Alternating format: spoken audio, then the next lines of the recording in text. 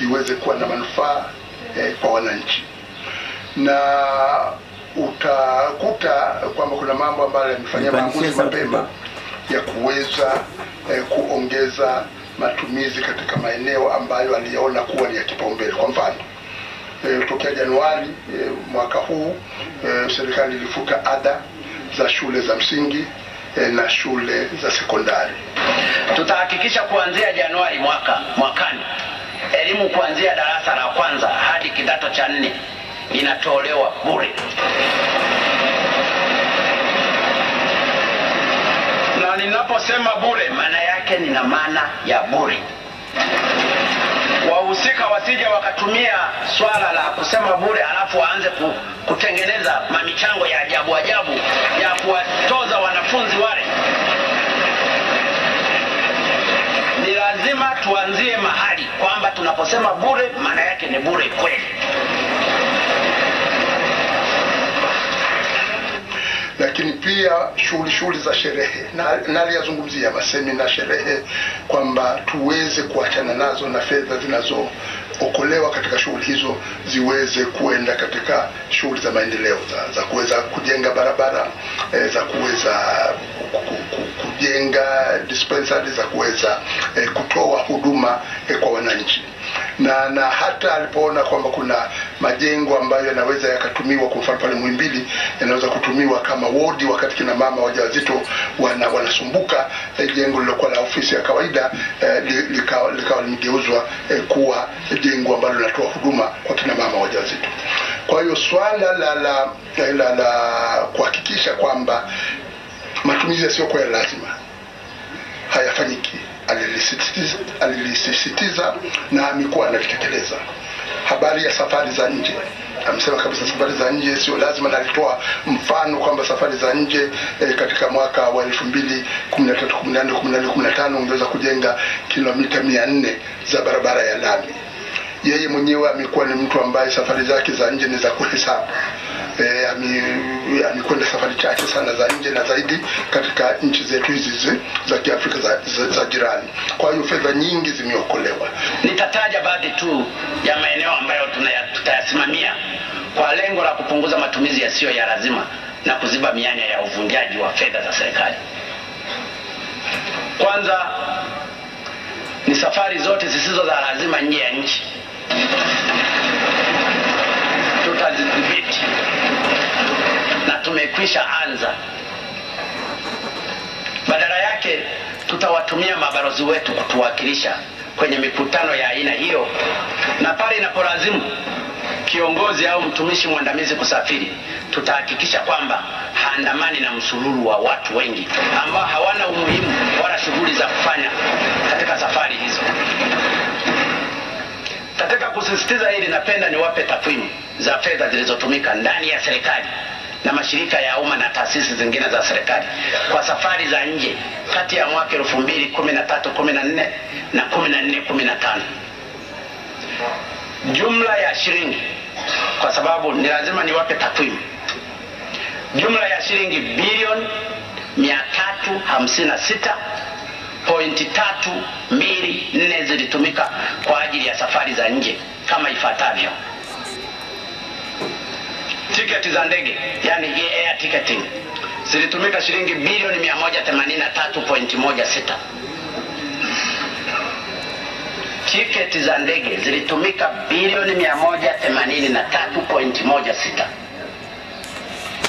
Mafunzo ya nje, training foreign, zilitumika shilingi bilioni 68.612. Posho za kujikimu, per diem foreign, zilitumika shilingi bilioni 104.552. Wizara na taasisi zilizoongoza kwa matumizi ya safari za nje ni pamoja na Bunge, Wizara ya Mambo ya Nje na Ushirikiano wa Kimataifa, Wizara ya Fedha, Ofisi ya Waziri Mkuu, Ofisi ya Taifa Ukaguzi wa Hesabu za Serikali NAOT, Wizara ya Mambo ya Ndani na kadhalika. Hizi fedha zingeweza kutumika vizuri kuboresha huduma za wananchi wa maisha ya nchi kama afya, maji, elimu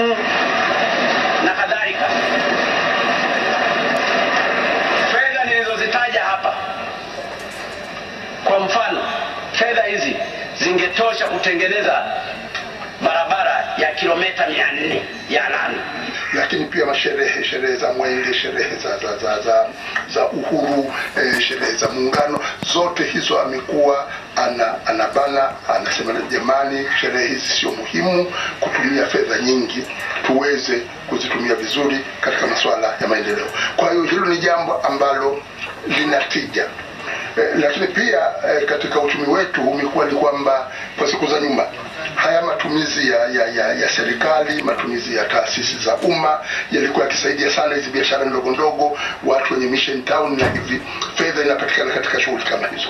Sasa katika kubana watu waliokuwa na shughuli hizi za kuweza kufanya masemina labda katika mahoteli na hivi, biashara imepungua kwa hawa ambao walikuwa wakitegemea matumizi ya fedha za serikali ya masemina ya mawarsha.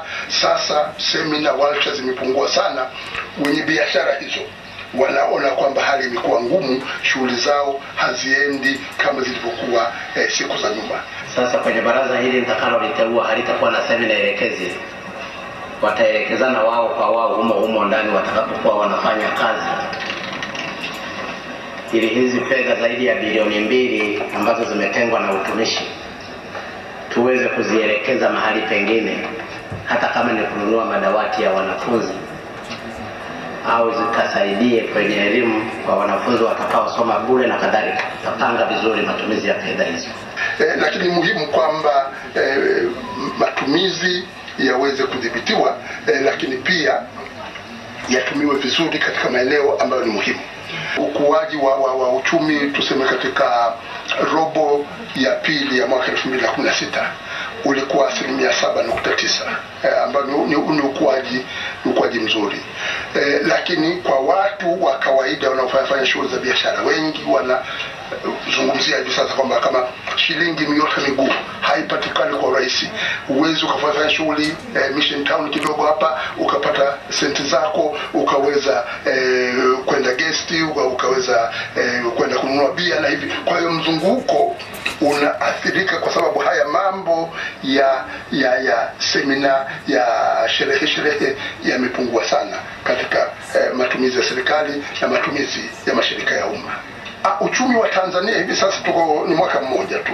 Ikiwa hii miradi ambayo imepangwa ikiwa itatekelezwa, kwa mfano pana ujenzi wa reli ya kati, hizo zitahitaji matumizi makubwa ya saruji, ajira ya watu kuweza kufanya kazi hizo. Kwa hiyo ikiwa hii miradi itatekelezwa kwa wakati na kwa ufanisi, pana uwezekano mzuri wa uchumi wetu kuweza kukua. Ongezeka kama kwa 19% ukilinganisha na kipindi hicho mwaka 2015-16. Kwa hiyo pana uwezekano wa kutekeleza miradi ya serikali, na kama itatekelezwa hii miradi ya maendeleo itaongeza uzalishaji katika viwanda na inaweza ikaongeza kasi ya ukuaji wa uchumi.